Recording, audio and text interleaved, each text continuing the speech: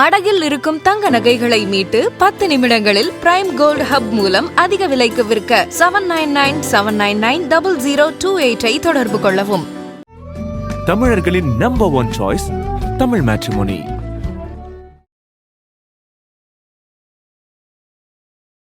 முருகர் புகழ் கலியுகத்துல பரப்பினவங்க எல்லாருமே முருகர் பேர்ல கிடையாது. ஒன்று சிவபெருமான் பேர்ல இருக்காங்க, இல்லை பெருமாள் பேர்ல இருக்காங்க. ஃபர்ஸ்ட் வரப்போ கூட நான் நினைக்கல இது ஒரு சேனல்ல காட்டுற அளவுக்கு வருமா அப்படின்ட்டு. முருகரை பத்தி எழுத சொல்றாங்களே, முருகன் என்ன எழுத தெரியும்? திருப்பம் தர திருப்புகள் ஒரு தலைப்பு வச்சு திருப்புகளை பத்தி என்ன எழுதுனா எனக்கு தெரியாதே முருகா, நான் வந்து எதுக்கு என்ன செலக்ட் பண்ணேன்? இப்போ இவரே வந்து அறிமுகம் பண்ண, நான் வந்து என்னோட பேர் ராமு, திருப்புகள்ல PhD முடிச்சிருக்கேன்னு எனக்கு ஆச்சரியம். தமிழ்ல PhD பண்ணவங்களை நான் பார்த்திருக்கேன், ஆனா திருப்புகழ்ல PhD பண்ண முதல் நபரை நான் இன்னைக்கு தான் சந்திக்கிறேன். 10 பேர்ல நானும் ஒருவன். நான் சந்தித்த முதல் நபர் ஐயா. போகர் அப்படின்ற ஒரு சித்தர் வந்து சீன நாட்டவர், அவர் அங்கிருந்து இங்க வந்தாருன்னு தான் கேள்விப்பட்டிருக்கேன். இன்னைக்கு தான் முதன் முறையா நீங்க எனக்கு சொன்னீங்க அவர் முழுக்க பழனியை சேர்ந்தவர்னு சொல்லிட்டு. 2019 சட்டசபையில அணையத்துறை அமைச்சர் மணிமண்டப வந்து வரப்போகிறது, அறிவிப்பு வரணும், அது வரல. அன்னையனாருக்கு உண்டான நட்சத்திரத்தை என்ன பரிசு கொடுக்கணும்னு யோசித்த அருணாச்சலேஸ்வரர் அண்ணாமலையார், உனக்கு 1 ஏக்கரா 92 சென்ட் தரம்பா, இது அண்ணாமலையாரே கொடுத்த இடம். அருணகிரிநாதரை தேடிய பயணத்துல நாம இப்ப இருக்கிற இந்த இடம் ரொம்ப முக்கியமான இடம் அப்படின்னே சொல்லலாம். உலகத்திலேயே முதன்முறையாக அருணகிரிநாதருக்காக உருவாக்கிய கோவில்.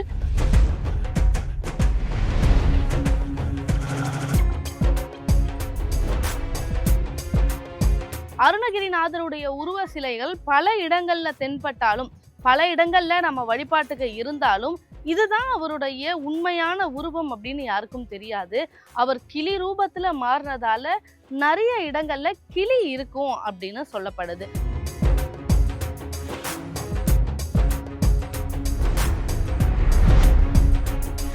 வாங்க இந்த கோவிலுக்குள்ள போய் அருணகிரிநாதருடைய அருளை பெறலாம்.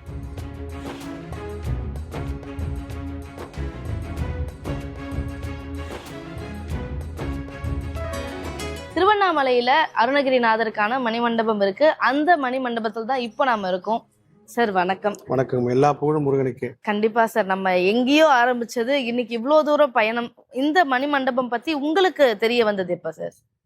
உண்மையிலேயே வந்து இந்த நேர்காணல்ல எனக்கு மறக்க முடியாத நிகழ்வுன்னு பார்த்தீங்கன்னா, இந்த அருணகிரிநாதர் மணிமண்டபத்தில் உட்காந்து இந்த பதிவு செய்கிற விஷயம் தாங்கம்மா. என்னன்னா, நான் இந்த அருணகிரிநாதர் மணிமண்டபம்னு ஒன்று கட்ட போறாங்க, கட்டிக்கிட்டு இருக்காங்களா, நியூஸ்ல படிக்கிறேன்.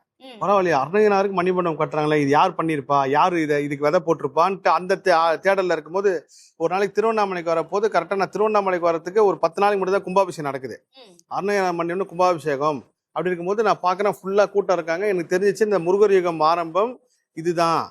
நீங்க எப்படி பாருங்க, முருகர் வந்து தன்னோட மகன் தான் அருணகிரிநாதர். நான் சொல்ல, அருணகிரிநாதர் வந்து முருகரோட புள்ள மாதிரி, அவரு செல்ல புள்ள, அவருக்காக எல்லாமே கொடுத்தாரு. அதுக்காக இந்த ஒரு இடத்த கொடுத்து ஆரம்பிச்சிருக்காரு. இது ஆரம்பிச்சவங்க யார் அப்ப? ஏன்னா அந்த முருகர் ரிசர்ச்ல வந்து முருகர் புகழ் கலியுகத்துல பரப்பினவங்க எல்லாருமே முருகர் பேர்ல கிடையாது. ஒன்று சிவபெருமான் பேர்ல இருக்காங்க, இல்லை பெருமாள் பேர்ல இருக்காங்க. இப்படிதான் இருக்கும்போது இதை யார் ஆரம்பிச்சிருப்பான்னு அப்படியே தேடி வரும்போது தான் இவர் ஐயா அறிமுகமாகறாரு, ராமு சார் அறிமுகமாகறாரு. அப்போ ஃபர்ஸ்ட் வரப்போ கூட நான் நினைக்கல இது ஒரு சேனல்ல காட்டுற அளவுக்கு வருமா அப்படின்ட்டு. அப்போ அருணகிரிநாதர் தேடிய பையனை ஒரு நிகழ்ச்சி பண்ண போறவங்களும் எனக்கு தெரியாது.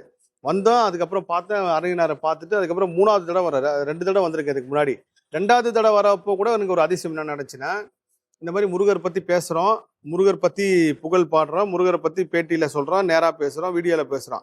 முருகர் பத்தி எழுதணும்னு உத்தரவு கிடைச்சி, அதுக்கு ஒரு தலைப்பும் கிடைச்சி, பெரிய ப்ராசஸ் அது. அப்போ வந்து எனக்கு படிப்பறிவு வந்து அதுக்கு பெருசா கிடையாது. அப்போ நான் இதே வடப்பள்ளி முருகர்கிட்ட கேட்குறேன், முருகரை பத்தி எழுத சொல்றாங்களே, முருகன் என்ன எழுத தெரியும்? நான் சொன்னது எல்லாமே அனுபவத்துல வந்தது, தியானத்துல வந்து தான் சொன்னேன். திருப்பம் தர திருப்புகள் ஒரு தலைப்பு வச்சு திருப்புகளை பத்தி என்ன எழுதுனா எனக்கு தெரியாதே முருகா, நான் வந்து எதுக்கு என்ன செலக்ட் பண்ணேன்? நீ இது எப்போ ஆள் கொடுக்குறியா முருகா, இது சம்பந்தமா அப்ப நான் செய்யறேன் அப்படின்னு சொல்லி அது எனக்கு அது முருகருக்கு ஒரு அந்த ஒரு அண்டர்ஸ்டாண்டிங் போயிட்டே இருக்கும்போது, திருவண்ணாமலை பயணம் அப்போ இங்க வரேன்.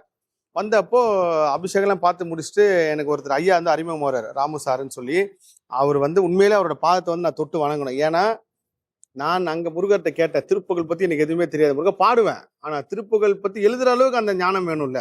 எல்லாரையும் செஞ்சிட முடியாது.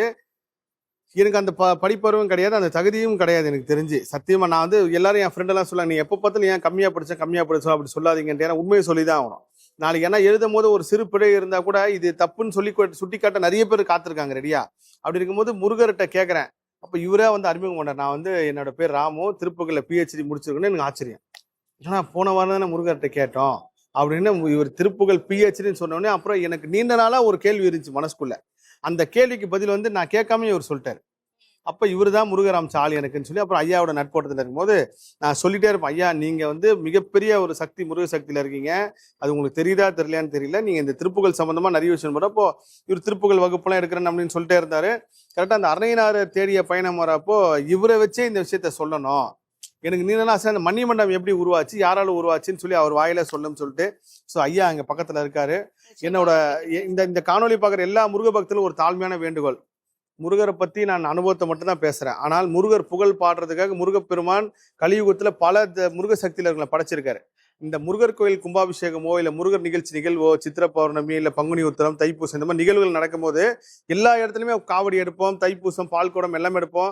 அப்போ ஆடல் பாடல் கச்சேரி எல்லாம் கூட வைப்பீங்க. அப்படி வைக்கிறப்போ அது வைங்க, தப்பு இல்லை, வைக்க கூட நான் சொல்ல. அப்படி வைக்கிறப்போ ராம ஐயா மாதிரி முருகர் புகழ் பாடுறதுக்குன்னு நிறைய முருக சக்தியில இருக்காங்க. திருப்புகழ் பத்தி பேசுறவங்க, முருகரை பத்தி பேசுறவங்க, முருகரை பத்தி உணர வைக்கிறவங்க, அந்த மாதிரி பேசுறவங்களுக்கு வாய்ப்பு கொடுங்க. ஒரு அரை மணி நேரம் 1 மணி நேரம்.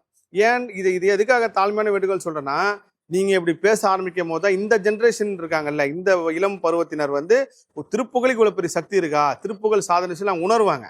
நம்ம வாரிசுகளுக்கு வந்து நம்ம குழந்தைங்களுக்கு வந்து எவ்வளவு சொத்து வேணாலும் கொடுக்கலாம், அந்த சொத்தை வச்சு அவங்க வாழ்றாங்களோ இல்லையா. ஆனால் முருக பக்தியும் முருகரோட சக்தியை நீங்க உணர வச்சிட்டீங்கன்னா அது 50 தலைமுறை ஆனாலும் அந்த முருக பக்தி அவங்களை கொண்டு போய் வழி நடத்தும். அதனால இந்த காணொலி பாக்குறவங்க எத்தனையோ முருகர் பத்தி பேசுறவங்க, அவங்க எல்லாருக்கும் பேசுறதுக்கு வாய்ப்பு கொடுங்க. என்ன நிறைய பேர் வந்து பேச கேட்க கூட சொல்லுங்க, எனக்கு அந்த மாதிரி பேச வராதுங்க, நான் பேட்டியோட போனோம், நான் நிறைய பேர் ரெஃபர் பண்ணேன், இவங்களை பேச கூப்பிடுங்க, இவங்களை பேச கூட இவங்க முருகர் புகழ் பாடுறவங்க. இன்னொன்று வந்து அந்த அந்த அது படிப்பறிவுன்னு ஒன்று இருக்குல்ல, அதெல்லாம் ஐயா கிட்ட இருக்கு, அது அவர் பேசாதான் கரெக்டா இருக்கும். ஸோ அவர் வாயால வந்து இதை சொல்லணுன்றது வந்து பெரிய என்னோட வேண்டுகோள். ஐயா சொல்லுங்க. ஐயா வணக்கம். வணக்கம் ஐயா, நான் நிறைய பேரை சந்திச்சிருக்கேன். ஆனா உங்களை சந்திக்கும் பொழுது எனக்கு ஏற்பட்ட ஒரு உணர்வு என்னன்னா, தமிழ்ல பிஹெச்டி பண்ணவங்களை நான் பார்த்திருக்கேன், ஆனா திருப்புகழ்ல பிஹெச்டி பண்ண முதல் நபரை நான் இன்னைக்குதான் சந்திக்கிறேன். முதல் நபர் இல்லம்மா, பண்ண 10 பேர்ல நானும் ஒருவன். நான் சந்தித்த முதல் நபர் ஐயா. நீங்கள் சந்தித்த முதல் நபர். ஆமா. அதுவும் இல்லாம அவங்க மனசுல இருந்த கேள்விக்கு நீங்க பதில் சொல்லிருக்கீங்க. ஆமா, எனக்கு ரொம்ப நாளா ஒரு சந்தேகம். எல்லா இடத்துலயும் என்ன சொல்லுவாங்கன்னா, போகர் அப்படின்ற ஒரு சித்தர் வந்து சீன நாட்டவர், அவர் அங்கிருந்து இங்க வந்தாருன்னு தான் கேள்விப்பட்டிருக்கேன். எல்லாரும் எனக்கு அப்படிதான் சொல்லியிருக்காங்க. இன்னைக்குதான் முறையா நீங்க எனக்கு சொன்னீங்க அவர் முழுக்க முழுக்க பழனியை சேர்ந்தவர்னு சொல்லிட்டு, இந்த சந்தேகத்துக்கும் எனக்கு விடை கிடைச்சிருச்சு. இப்ப இந்த மணிமண்டபம் எப்படி உருவாச்சு அதை எங்க நேயர்களுக்காக சொல்லுங்க. 16,000 திருப்புகழ் பாடினார் அருணகிரிநாதர். ஆமா. ஞானசம்பந்தர் எப்படி 16,000 பாடினாரோ அதே போல எம் அருணகிரிநாதர் ஓதும் 16,000 திருப்புகழ் தாமே.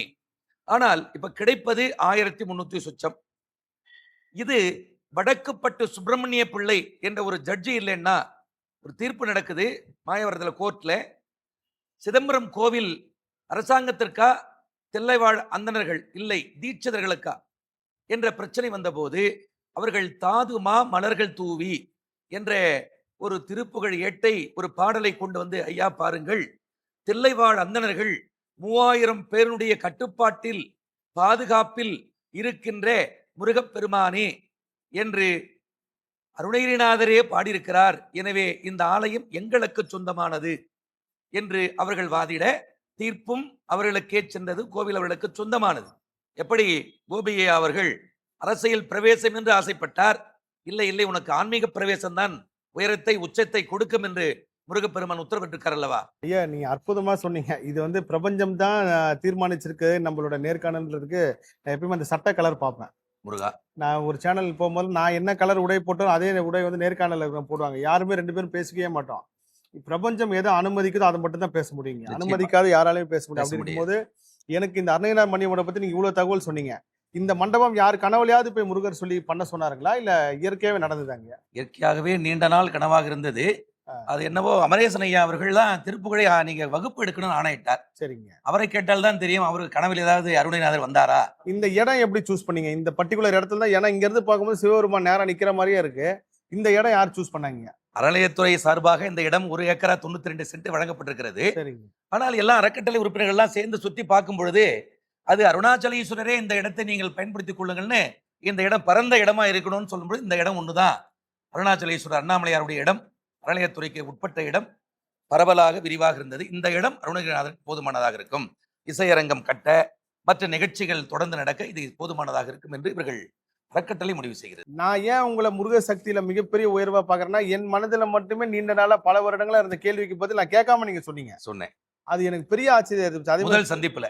ஆமா, முதல் சந்திப்புலயே நான் இதை எவ்வளவு வருஷமா தேடிட்டு இருந்தேங்க, அந்த கேள்விக்கு பதில் கிடைக்காம முருகா இப்ப கிடைச்சிருக்கேங்கன்னு சொல்லி உங்க பாதம் தொட்டு வணங்கி, அதுக்கப்புறம் திருப்புகழ் பத்தி முருகட்டக்கம் நீங்க தான் கொடுத்தீங்க. முருகா இப்போ இங்க எல்லா பிரதிஷ்டை எல்லாம் பண்ணிட்டாங்க. இந்த மாதிரி ஒரு டிசைன்ல உருவாக்கணும் அப்படின்னு சொல்லி திட்டமிட்டுதான் யாருங்க நீங்க? திட்டமிட்டதுல இந்த அறக்கட்டளை தாங்க தலைவர், செயலாளர், பொருளாளர் இவங்க தான் திட்டமிட்டு முறைப்படி அந்த பொறியாளர்களை கொண்டு எவ்வளவு அகலம் உயரம் என்ன இருக்கணும் இது மாதிரி அமைக்கப்படலாம்.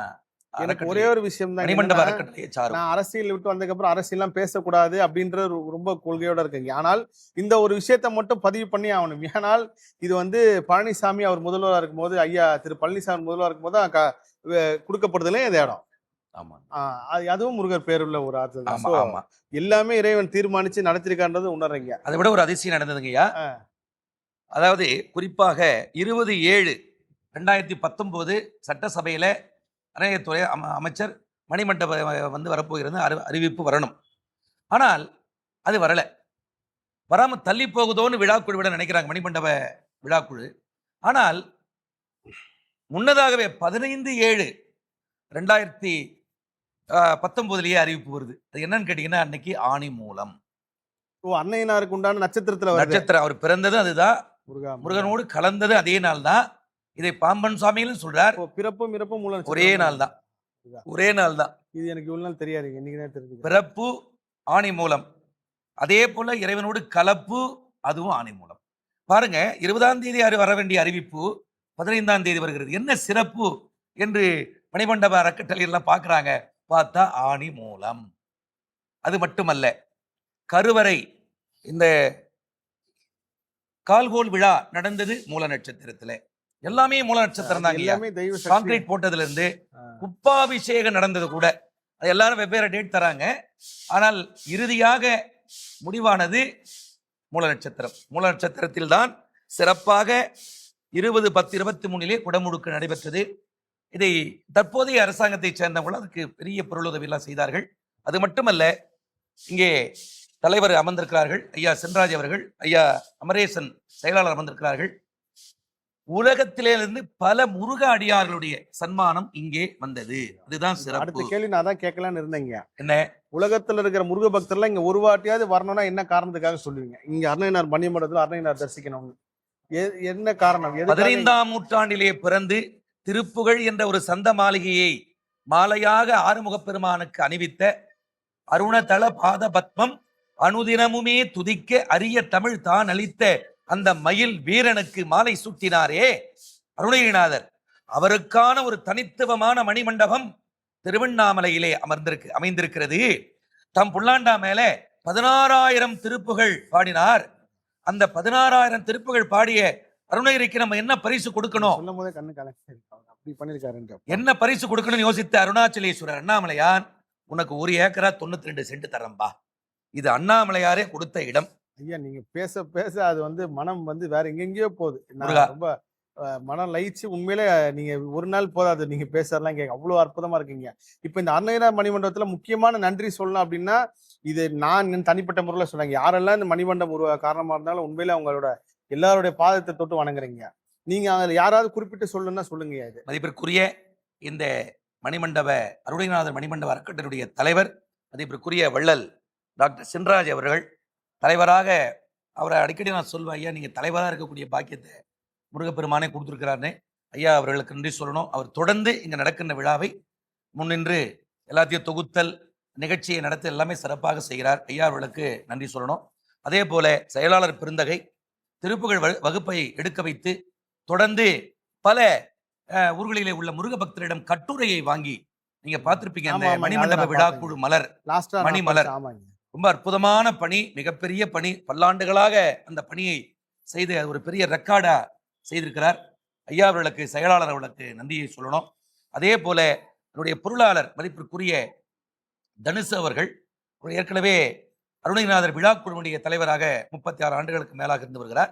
ஐயா அவர்கள் இந்த மணிமண்டப அறக்கட்டளையிலே பொருளாளராக இருந்து தொண்டு செய்கிறார். இது போல இன்னும் பல நம்முடைய கோயம்புத்தூரை சேர்ந்த அண்ணன் TTK முருகன் தொழிலதிபர் அவர்கள் அவரும் அவங்க எல்லாருமே இதுல ஒரு பெரிய பங்கு ஆமா செலுத்திருக்காங்க. பெரிய பங்களிப்பு. அவர்கள்லாம் இல்லைன்னா மதிப்பிற்குரிய கோயம்புத்தூர் ராமசாமி அவர்கள், ஐயா யார் பேர் விடுபட்டாலும் சொல்லுங்க ஐயா. கோயம்புத்தூர் ராமசாமி அவர்கள், நான் முதல்லயே சொன்ன போல ஆகாஷ் முத்துகிருஷ்ணன் அவர்கள், இவங்கெல்லாம் இல்லைன்னா இந்த இவ்வளவு பெரிய அமைப்பு உருவாகி இருக்க முடியாது. 100 ஆண்டுகள் இல்ல 1000 ஆண்டுகளானாலும் இந்த மண்டபத்தை வந்து ரொம்ப அடுத்த ஜெனரேஷன் மக்களுக்கு போற அளவுக்கு பண்ணிருக்கீங்க. அன்பார்ந்த முருக பக்தர்களே, உலகத்துல முதல் தடவையா அருணகிரிநாதருக்கு அபிஷேகம், அருணகிரிநாதர் மணிமண்டபம் பாக்குறது வந்து இந்த காணொலியில தான் இருக்கும். ஏன்னா அருணகிரிநாதருக்கு அபிஷேகம் நடந்து கூட இயற்கை தான், நான் முன்கூட்டியே திட்டமிடலைங்க. கண்டிப்பா அதுவும் இன்னைக்கு செவ்வாய்க்கிழமை முருகா, முருகருக்கு உகந்த நாள்ல அருணகிரிநாதருக்கு அபிஷேகம் பார்த்துட்டு உங்களோட நேர்காணல் வந்து பெரிய நிம்மதி, பெரிய சந்தோஷம். ஏன்னா அருணகிரிநாதருக்கு அபிஷேகம் வந்து நான் வந்து எப்பயுமே வந்து அலங்காரத்தோட பார்த்துருக்கேன். இன்னைக்கு நானே அபிஷேகம் பார்த்தேன். இது நீங்களும் காணொலி வாயிலா பாப்பீங்க. ரொம்ப நன்றிங்க ஐயா. நன்றிங்க ஐயா. திரும்பவும் முருக பக்தர்களுக்கு வேண்டுகோள் என்னன்னா, இப்படி மாதிரி பேசக்கூடங்களும் வாய்ப்பு கொடுங்க. நீங்க என்ன நிகழ்ச்சி பண்ணாலும் சில பேர் பேசினா நல்லா இருக்கும், சில பேர் பேசினா முருகரே வருவார். அந்த மாதிரி ஐயா உண்மையிலே உங்களோட பேச்சு வந்து எனக்கு முருகா மெய் முருகா சிலிர்க்க முருகா வச்சுச்சு. முருகா என்ன முருகா அறியாம நீங்க அருணகிரிநாதர் பத்தி பேசும்போது கண் கலங்கிடுச்சு. அவர் எவ்வளவு பெரிய அளவுக்கு முருகரை வந்து முருகா முருகா எவ்வளவு உள்ளன்போட நேசிச்சு முருகரும் அவருக்கு எவ்வளவு கொடுத்திருக்காரு பாருங்க. இந்த ஆமா. இடம் முதல் கொண்டு மகிழ்ச்சி. ஆமா. நன்றி. அற்புதமான வாய்ப்பினை நல்கி ஆதன் ஆன்மீகம் சேனலுக்கும் அருமை நண்பராக முருகப்பெருமான் உங்களை அறிமுகப்படுத்தியிருக்கார் அருணகிரிநாதர். கோபி ஐயாவாகிய உங்களுக்கும் என்னுடைய மனமார்ந்த நன்றியை தெரிவித்து அந்த அருணகிரிநாதர் மணிமண்டப அறக்கட்டளை பொறுப்பாளர்களுக்கு மீண்டும் ஒரு முறை நன்றியை தெரிவித்துக் கொள்கிறோம். நன்றி, வணக்கம்.